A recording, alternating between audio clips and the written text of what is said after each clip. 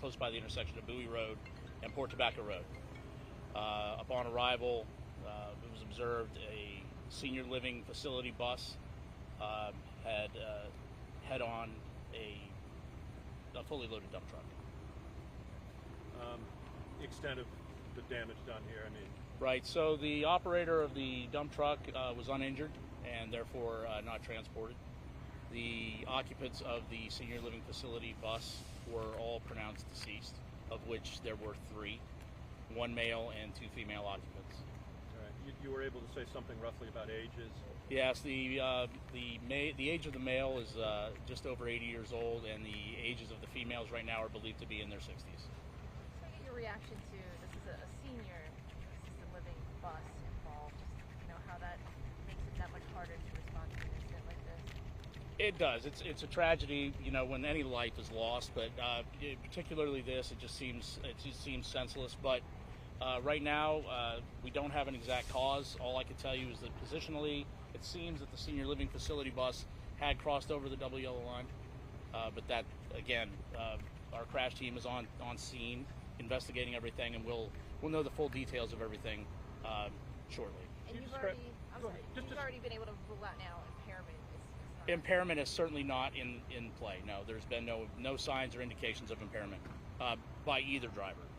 Can you describe the roadway, speed limit, that sort of thing? Right. So country road, yeah. So it is. So the roadway is the roadway conditions today it was a dry road, perfect visibility, cloudy, not too sunny, so there wasn't any sun impairing the vision of either driver.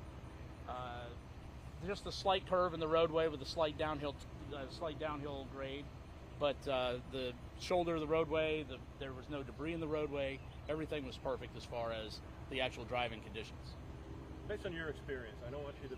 I know you're not the crash team, but based on it doesn't really need to be a whole lot of speed involved, right? For both vehicles, because it's a combination of speed. Can you describe what happens in a head-on? Sure. Unfortunately, in something like this, it's not so much speed as it is the weight. So the weight of the dump truck contributed heavily to the stopping power, if you will, of what occurred with the bus striking the dump truck in almost a complete head-on capacity. So that would have really been the most aggravating factor in this collision. Kind of a somber mood. I mean, what's in your heart? You said you're the lieutenant. You don't usually come out. Well, yeah. I mean, like I said, any loss of life is tragic, and this year in Charles County, we've seen certainly our fair share of them. Hopefully, this is the last one we see. Unfortunately, I mean, these things do happen, but yeah, it's been a very somber mood for all first responders here today. Do you know at this time if all of the victims were buckled in?